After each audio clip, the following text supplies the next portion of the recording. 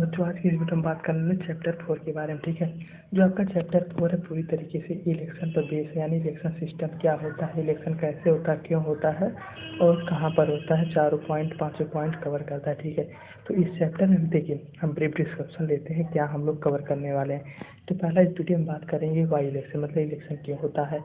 दूसरा पॉइंट बात करें वाई नीड ऑफ इलेक्शन, ठीक है, इलेक्शन की जरूरत ही क्यों है। ठीक है, तो थर्ड पॉइंट हम लोग बात करें what makes an election democratic. ठीक है, तो क्या ऐसी प्रक्रिया या क्या वैसे रूल हैं, क्या सेट ऑफ रूल हैं कि जो हमारी इलेक्शन को बताते हैं कि वही डेमोक्रेसी का एक पार्ट है। ठीक है, तो फोर्थ पॉइंट हम लोग बात करेंगे कि गुड, हमें बताइए कि मान लीजिए कोई कंपटीशन हो रहा है तो बताइए गुड है कि नहीं, यानी इलेक्शन में जितने भी इलेक्शन में जितने भी कंपटीशन बताइए अच्छे हैं कि नहीं। ठीक है, फिफ्थ पॉइंट पर हम बात करने वाले हैं रिजर्व कंसिस्टेंसी के बारे में, यानी आरसी क्या होता है। ठीक है, आरसी मतलब रिजर्व कंसिस्टेंसी, कुछ लोगों के लिए कुछ सीटें रिजर्व की जाती हैं, उसके बारे में हम कवर करेंगे। ठीक है, सेवन्थ पॉइंट पर हम बात करने वाले हैं वोटर लिस्ट के बारे में। ठीक है, एट्थ में बात करें नॉमिनेशन ऑफ कैंडिडेट। ठीक है, तो हम लोग देखिए 8 पॉइंट तक यहाँ पे बात करें, फिर हम 9 पॉइंट में डिस्कस करेंगे इलेक्शन कंपीजन क्या होता है, यानी मान लीजिए इलेक्शन हो रहा है तो उसमें चुनाव प्रचार प्रसार क्या है और कैसे होता है और कौन उसे अच्छी तरीके से कंडक्ट करवाता है। ठीक है, तो 10th पॉइंट हम बात करेंगे polling and counting of votes, यानी पोलिंग क्या होता है और कैसे वोट काउंट होते हैं, उसके क्या प्रोसीजर है, उसके क्या रूल है और उसके क्या गाइडलाइंस है, उसके बारे में हम लोग कवर करेंगे। ठीक है, तो हम लोग 11 पॉइंट पे बात करेंगे कोड ऑफ कंडक्ट के बारे में, जो कि बहुत ही इंपॉर्टेंट टॉपिक है। ठीक है, तो देखिए कोड ऑफ कंडक्ट क्या होता है, सेट ऑफ रूल होता है जिसमें कुछ रूल डिफाइन किए गए हैं कि देखिए भैया अगर आप वोट लड़ रहे हैं तो आपको ये रूल या ये रेगुलेशन पालन करना पड़ेगा। ठीक है, तो 12th हम बात करने वाले इंडिपेंडेंट इलेक्शन कमीशन, यानी जो हमारे इलेक्शन कमीशन या ईसी है वह इंडिपेंडेंट है कि नहीं, यानी वह किसी रूलिंग पार्टी या गवर्नमेंट के दबाव में तो नहीं आ सकता। ठीक है, और इसका क्या रोल है इलेक्शन करवाने में। ठीक है, 13 पॉइंट हम लोग कवर करेंगे पॉपुलर पार्टिसिपेशन, यानी मान लीजिए कोई इलेक्शन कमीशन हो रहा है तो उसमें कौन कौन पार्टिसिपेट कर सकता है, उसकी क्या एलिजिबिलिटी है और क्या प्रोसीजर। ठीक है, चैलेंजेस टू फेयर, यानी हम लोग 14 पॉइंट पे बात करने वाले हैं कि क्या चैलेंजेस होते हैं फ्री और फेयर इलेक्शन करवाने के, यानी मान लीजिए इलेक्शन हो रहा है तो उसमें कोई धांधली ना हो, सबको सेम राइट्स मिले और किसी का कुछ भी नुकसान ना हो, यानी कोई भी पार्टी ना तो ज़्यादा सफ़र करे ना ज़्यादा लॉस हो। ठीक है, 15 पॉइंट लोग बात करने वाले जो कि मोस्ट इंपॉर्टेंट है कि एक्सेप्टेंस ऑफ इलेक्शन आउटकम्स, यानी मान लीजिए इलेक्शन हो गया तो उसके क्या आउटकम्स है, क्या सभी लोग इसे एक्सेप्ट करेंगे कि नहीं, अगर नहीं करेंगे तो उसके लिए क्या है, करेंगे तो उसके लिए क्या। ठीक है, तो कुल मिला जुलाकर हम लोग इस चैप्टर पूरी तरीके से 15 पॉइंट के बारे में बात करेंगे और जितने 15 पॉइंट बहुत ही इंपॉर्टेंट। ठीक है, आप लोग जल्दी से भी कवर भी कर लेंगे और सारे कॉन्सेप्ट भी आप लोग को टॉपिक वाइज भी कवर हो जाएंगे। ये जितनी मैंने लिया सब एनसीईआरटी बेस्ड है, आप लोगों को भी अगर एक बार भी एनसीईआरटी रिटर्न लगेंगे तो आप लोग पता भी सारे क्वेश्चन कैसे हैं। हाँ ठीक है, पूरे तरीके से क्या एनसीईआरटी बेस्ड है। तो आशा करता हूँ आप लोग अगर यहाँ तक आते हो चैनल सब्सक्राइब करके जाइएगा। ठीक, तो आज की इस वीडियो में बात करने वाले हैं वाई इलेक्शन, मतलब कि इलेक्शन क्या होता है। ठीक है, तो पहले हम जान लेते हैं कि इलेक्शन होता क्या है। जैसे चुनाव होता है बेसिकली वही क्या होता है इलेक्शन, यानी हम जब अपने लीडर को या हमारा लीडर या हमें जो प्रिय है अगर हम उसे किसी वोटिंग के माध्यम से अगर उसे हम चुनेंगे तो क्या हो जाएगा, इलेक्शन हो जाएगा। ठीक है, तो इलेक्शन क्या है बेसिकली हमें अपने लीडर्स को चुनने का एक जरिया या एक साधन है। ठीक है, तो इलेक्शन क्यों होता है, देखिए जैसा कि हम जानते हैं क्या इंडिया डेमोक्रेटिक कंट्री है, तो ठीक है, तो यहाँ पर सभी पीपल को राइट है कि वो अपने लीडर को अपने हिसाब से चुने। ठीक है, तो बेसिकली इलेक्शन क्यों होता है, ताकि हम अपने लीडर या अपने पीएम या सीएम को चूज कर सकें। ठीक है, तो इलेक्शन किससे कंडक्ट कराया जाता है, इलेक्शन कमीशन के द्वारा कंडक्ट कराया जा सकता है। ठीक है, तो यही था कि हमें इलेक्शन की ज़रूरत क्यों है। ठीक है, तो हमारे दिमाग में कभी कभी क्वेश्चन आता है कि वाई नीड इलेक्शन। ठीक है, हमें इलेक्शन की ज़रूरत क्यों है। ठीक है, तो इलेक्शन की हमें ज़रूरत इसलिए क्योंकि ताकि हम अपने लीडर को चूज कर सकें। ठीक है, अगर मान लीजिए पहले हमने किसी लीडर को चूज कर लिया है, ठीक है, वह हमारे हिसाब से काम नहीं किया या जितने भी वह रूल और जितने भी स्कीम ला रहा है वह केवल अपने ही फायदे के लिए ले रहा है, तो हम अपनी उसे सबक सिखाने के लिए हम दोबारा उसे हराने के लिए इलेक्शन करवाते हैं। ठीक है, या हमें इलेक्शन इसलिए करवाते हैं ताकि हम अगर मान लीजिए जो हमारे द्वारा जो लीडर चुना गया है, हम उसको बता सकें कि हमारे हाथ में भी पावर है, हम जब चाहें तब आपको हटा सकते हैं, ठीक है। तो हमें इलेक्शन की ज़रूरत क्यों है? ताकि देखिए, पहला ज़रूरत ये है कि डेमोक्रेटिक कंट्री है, तो हमेशा अगर मान लीजिए हमारे मनपसंद का काम नेता नहीं कर रहे हैं तो हम उसे हटा सकते हैं, ठीक है। दूसरा यह है कि डेमोक्रेटिक कंट्री में यह एक पार्ट होता है, ठीक है, ताकि हम अपने चूज़ कर सकें। हमारे राइट्स होते हैं कि हम इलेक्शन में अपने वोट डालें और वोट के हिसाब से ही किसको चुनना है, किसको किसकी सरकार बनानी है, किस सरकार गिरानी है, वो वाला काम कर सकें, ठीक है। देखिए, आज हम बात कर लेते हैं व्हाट मेक्स इलेक्शन डेमोक्रेटिक, ठीक है। तो हम जैसे कि डेमोक्रेटिक जानते हैं कि फॉर्म ऑफ गवर्नमेंट है जो पर्सन के द्वारा चूज होती है, ठीक है। यानी यहाँ पर बेसिकली पर्सन रूल करता है या कोई आम आदमी, या यहाँ पर पब्लिक ही रूल करते हैं, ठीक है। तो इलेक्शन क्यों से डेमोक्रेटिक बना? देखिए, अगर इलेक्शन नहीं होगा तो हम अपने नेता को चूज नहीं कर पाएंगे। तो इलेक्शन बेसिकली इसलिए करवाया जाता है ताकि हम अपने नेता या अपने पर्सन को चूज कर सके जो हमें बहुत ही पसंद हो, ठीक है। तो इसी वजह से इलेक्शन करवाया जाता है कि हम अपने नेता को चूज कर लें। देखिए, और एक फायदा ये है कि चाहे आप वोट दें, ठीक है, आप वोट दें या कोई पीएम या सीएम वोट दे, ठीक है, दोनों की वोट की वैल्यू सेम रहती है। उसका भी वोट की वैल्यू 1 गिनी जाएगी और आपकी भी वोट की वैल्यू 1 गिनी जाएगी।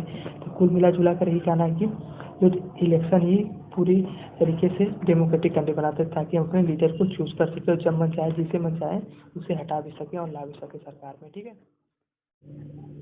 तो हम बात कर लेते हैं पॉलिटिकल कंपटीशन, ठीक है। तो पहले हम बात करें पॉलिटिकल कंपटीशन की ज़रूरत ही क्यों होती है, ठीक है। देखिए, जब तक हमें कहीं पर कंपटीशन नहीं रहता तो हम जज नहीं कर पाते हैं कि किसकी पोजीशन क्या है या किसका वजूद क्या है, ठीक है। उसी प्रकार आप लोगों की भी स्कूल में एग्जाम होता होगा, ठीक है, कि तभी पता चलता है आपकी क्लास में रैंक कितना है और आप कितना आता है आपको नॉलेज, ठीक है। उसी तरह पॉलिटिकल कंपटीशन इसलिए ज़रूरत है ताकि हम अपने किसी, मान लीजिए हमने पहले नेता को चूज़ किया, वो अच्छा काम नहीं कर रहा था, हम उसे इस बात का तो कुछ ना कुछ बात का तो डर होना चाहिए कि अगर मैंने अच्छा काम नहीं किया तो अगली बार मेरी सरकार नहीं रहेगी, ठीक है। तो इसलिए पॉलिटिकल कंपटीशन होना जरूरी है। क्यों? क्योंकि उनके एक अंदर भय रहना चाहिए, डर रहना चाहिए कि अगर हमने गवर्नमेंट या हमने पब्लिक के अकॉर्डिंग अगर काम नहीं किया तो हम अगली बार हट भी सकते हैं, ठीक है। तो कुल मिला जुलाकर पॉलिटिकल कंपटीशन की ज़रूरत होती है, ठीक है। तो हम बात कर लेते हैं रिजर्व कॉन्स्टिट्यूंसी के बारे में, ठीक है, कि इसे हम शार्ट में आरसीबी कहते हैं। देखिए, जैसा कि हम जानते हैं कि समाज में कई प्रकार के लोग रहते हैं, ठीक है। तो कुछ ऐसे लोग रहते हैं जो कि थोड़ा उनका समाज जो है वो दबे हुए हैं, तो उनको हम लोग उनकी स्टेटस को ऊपर बढ़ाने के लिए हमें उन्हें कुछ सिक्योरिटी प्रोवाइड करते हैं, यानी उनको कुछ सीटें लोकसभा में या राज्यसभा में हम रिजर्व करते हैं, ठीक है। बेसिकली एससी या एसटी के लिए, जो भी बैकवर्ड क्लासेज हैं उनके लिए, ठीक है। तो ये जितने सीटें, मतलब ये हम अगले वाले चैप्टर में कवर करेंगे क्या होता है बेसिकली। तो आपको कुछ करना नहीं, मतलब रिजर्व कॉन्स्टिट्यूंसी मतलब होता है कि कुछ सीटें या कुछ तो ऐसे ब्लॉक हैं वो हमें सिक्योर किया जाता है ताकि जहाँ पर तो छोटे या जो है बैकवर्ड क्लास के लोग हैं वह ऊपर आए या उनका भी स्टेटस राइज करने के लिए हम रिजर्व कॉन्स्टिट्यूंसी बनाते हैं, ठीक है। तो देखिए, हम बात कर लेते हैं वोटर लिस्ट के बारे में, ठीक है। तो जैसा कि आप लोग अगर कभी भी, अभी तो आप लोग नहीं, आपके मम्मी पापा देखे होंगे कि उनकी एक वोटर लिस्ट जारी होती है, ठीक है। उसमें क्या होता है, उसमें सिस्टमेटिक अरेंजमेंट होता है कि अगर आप 18 साल से ऊपर हो गए हैं, ठीक है, अगर 18 साल से ऊपर हैं तो आप लोग को क्या वोट देने की आज़ादी हो जाती है, यानी आप भी अपने नेता या लीडर्स को चूज करने की आज़ादी हो जाती है। तो वोटर लिस्ट जो है इलेक्शन कमीशन द्वारा जारी किया जाता है, जिसमें सभी कैंडिडेट्स के नाम हो सकते हैं कि इस पर्सन को इस पर्सन को वोट देना है। इसका फ़ायदा क्या है? इसका ये फ़ायदा है कि चुनाव में धांधली कम होती है और कोई भी जो पर्सन है उसके भी पास पावर हो जाता है, यानी आम आदमी के पास भी पावर हो जाती है 1 वोट 1 पर्सन वाली। जैसा कि हम लोग जान चुके हैं कि वन पर्सन के पास 1 वोट की वैल्यू होती है और वह उससे चाहे तो भी गवर्नमेंट को खड़ा भी कर सकता है या गिरा भी सकता है, ठीक है। तो basically voter list election commission द्वारा जारी की जाती है। तो हम बात कर लेते हैं नॉमिनेशन ऑफ कैंडिडेट, ठीक है। मान लीजिए इलेक्शन तो होता ही है, लेकिन हम वहाँ पर एक ऐसा प्रोसीजर होता है कि कुछ ऐसे कैंडिडेट है, तो मान लीजिए कोई भी पर्सन तो उठ सकता है, लेकिन फिर वहाँ पे एक प्रॉपर प्रोसीजर होता है जिसके थ्रू ही कोई भी कैंडिडेट अपना इलेक्शन कमीशन में नाम रजिस्टर करवाएगा, ठीक है। वो नाम रजिस्टर करवाएगा तो उसे इलेक्शन कमीशन द्वारा उसे सेट ऑफ रूल दिया जाता है कि भाई आप यहाँ तो उठिएगा, इलेक्शन लड़िएगा और ये आपका चुनाव चिन्ह रहेगा, बाकी ये सब चीज़ें रहेंगी, ठीक है।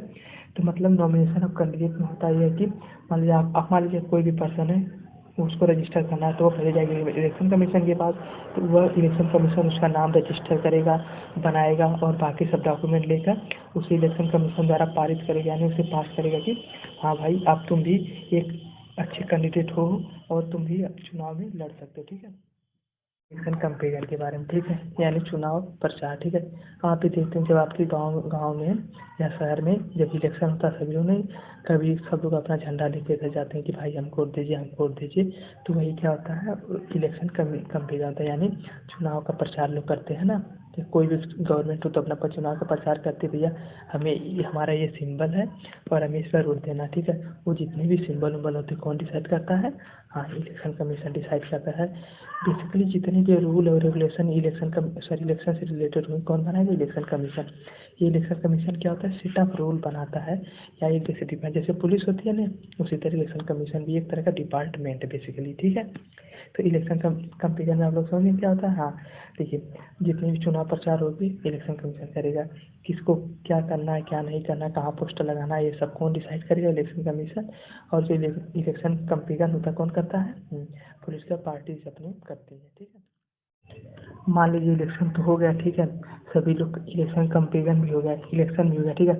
तो उसके बाद लास्ट स्टेप आता है इलेक्शन काउंटिंग। ठीक है, पोलिंग क्या होता है, देखिए जहाँ पर वोट दिया जाता है कुछ स्पेसिफाइक बूथ बनाया जाता है। ठीक है, तो आप लोग भी देखे होंगे या नहीं देखे कोई बात नहीं, जैसे ना एक बूथ बनाया जाता है कि उसमें बताया जाता है कि यहीं पर आप लोगों को वोट आके डालना है। ठीक है, एक बूथ बनाया जाता है कि वहाँ पे सभी पर्सन जाएंगे, अपना वोट देंगे, फिर वहाँ से चले जाएंगे। ठीक है, और इलेक्शन काउंटिंग क्या होती है, वही सब जितने भी डॉक्यूमेंट जितने भी लोग वोट दिए हैं उसे गिना जाता है, यानी वह एक जो ईवीएम मशीन होती है उसी में गिना जाता है। ठीक है, पहले भी बूथ बनाए जाते हैं अभी बूथ बनाए जाते हैं। ठीक है, ईवीएम मशीन तुम्हारा गिन के बता देगी कौन कितना वोट पाया कौन कितना वोट पाया। ठीक है, तो पोलिंग बूथ क्या होता है, मतलब एक जगह होती है जहाँ पे पर्सन वोट देने जाते हैं। ठीक है, स्पेसिफाइड होती है, कौन करता है स्पेसिफाइड, हाँ इलेक्शन कमीशन। ठीक है, उसके बाद इलेक्शन काउंटिंग होती है, सॉरी वोट काउंटिंग होगी। वोट काउंटिंग जानते गिना जाता है कितना वोट किसको मिला कितना। तो आज हम बात कर लेते हैं कोड ऑफ कंडक्ट क्या होता है। ठीक है, तो कोड ऑफ कंडक्ट क्या होता है, सेट ऑफ रूल होता है। ठीक है, जो इलेक्शन करवाते हैं वो लोग को सेट ऑफ रूल लागू करते हैं कि इसी हिसाब से आप लोगों को चलना है। ठीक है, न आप लोग इससे काम ज़्यादा करेंगे न ज़्यादा इससे कम करेंगे। ठीक है, कम कर सकते हैं ज़्यादा नहीं, यानी आप लोगों को इस रूल फॉलो करना है। अगर कोई भी इस रूल को फॉलो करेगा तो इलेक्शन कमीशन उस नॉमिनीज का या उस कैंडिडेट का जो जितना है और उसका वोटर लिस्ट भी रिजेक्ट कर सकता है और उसकी जो पोजीशन होगी रद्द कर सकता है, यानी वह वोट में जो है सॉरी इलेक्शन में पार्टिसिपेट नहीं कर सकता है। तो वोट इसके क्या क्या रूल हैं, देखिए पहला रूल ये है कि कोई भी पर्सन वार्षिक यानी कोई भी पर्सन कोई धर्म के आधार पर नहीं एजेंडा लागू करे कि नहीं भैया मैं इस धर्म का जैसे मुझे वोट मान ली हिंदू है मुझे हिंदू का वोट चाहिए, मुस्लिम तो मुस्लिम का वोट चाहिए। फिर भी होता है, लेकिन जानते हैं सिक्के के दो पहलू होते हैं, पॉजिटिव और नेगेटिव।